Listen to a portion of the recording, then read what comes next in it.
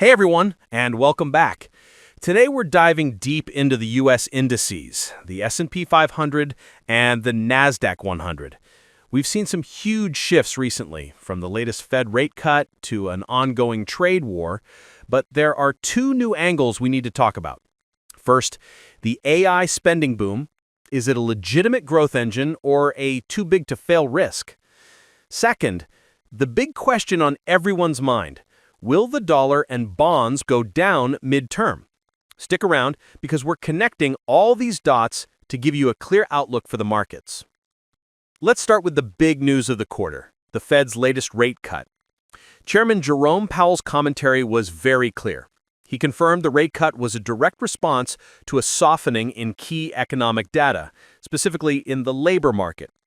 While some in the market were anticipating a more aggressive tone, Powell emphasized their data-dependent approach. This means the Fed is not committed to a predetermined path of cuts.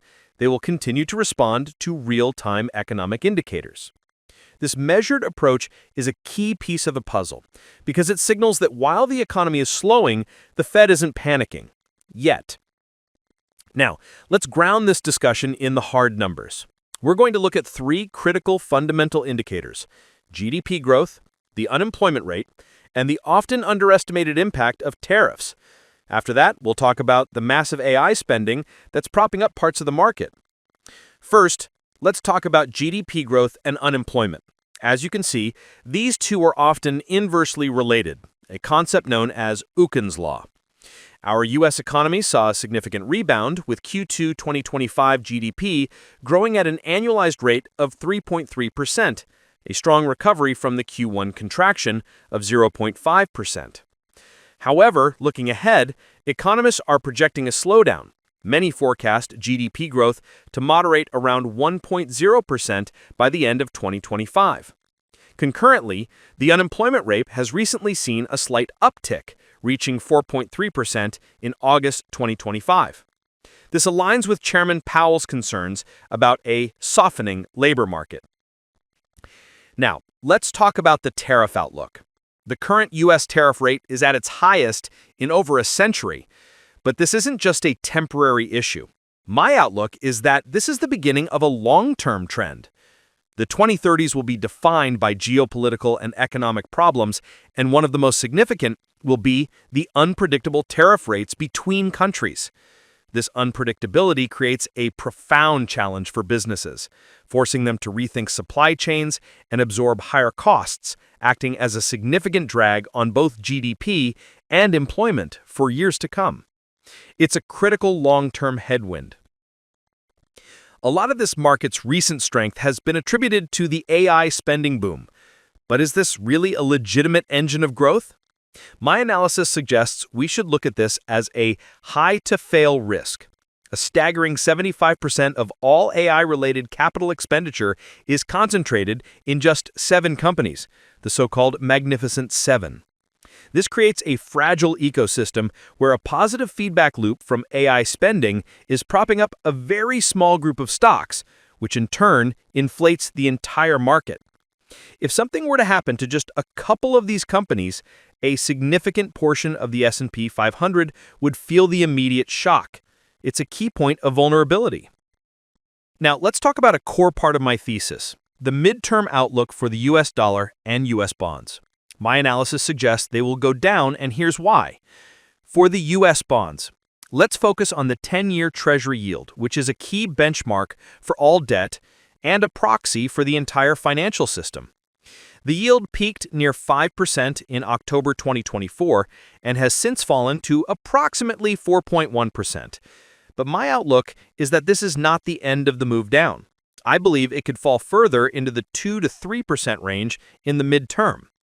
The reason is simple: a weak economy.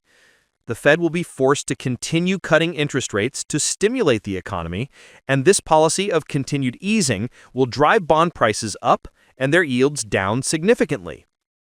For the U.S. dollar, the U.S. dollar has been in a bear market against the euro, and my forecast is that the euro USD could go as high as 1.30 in the next 3 to 5 years. But the critical point here is that the reason for this move is not the strength of the euro, but the fundamental weakness of the US dollar. This weakness stems from the same economic factors driving down bond yields, a weak domestic economy, and a Fed that is cutting rates to stimulate the economy. This makes U.S. assets less attractive to foreign investors, leading to a depreciation of the dollar and an increase in competitiveness for U.S. exports. So, to recap, we have a cautious Fed, moderating economic growth under the long-term pressure of tariffs, a massive AI spending boom that could be a double-edged sword, and a fundamental outlook that points to a weaker dollar and lower bond yields. Now it's time for the final piece of the puzzle, my technical analysis. Based on these trends, here are my targets. For the Nasdaq NQ. Short term, the Nasdaq is in a strong bull run. I see it going into the range between 26,600 and 28,600 before a potential short-term correction of around 5 to 10%. But don't let that shake you. Midterm, my one-year target sees the index continuing its rise to a range of 31,600 to 33,800. This shows that the underlying momentum is very strong. For the S&P 500, SP, my one-year target for the S&P 500 is a rise to between 7,200 and 8,600. This demonstrates my belief that the positive forces like lower bond yields and a weaker dollar will drive broad-based growth across the entire market, not just in the tech sector. This is a complex market with many moving parts, but by connecting the fundamental and technical dots, we can create a clear picture of what's ahead. I hope this helps you prepare your portfolio. If you found this useful, please hit that like button, subscribe to the channel, and leave a comment below with your own outlook. Thanks for watching, and I'll see you in the next video.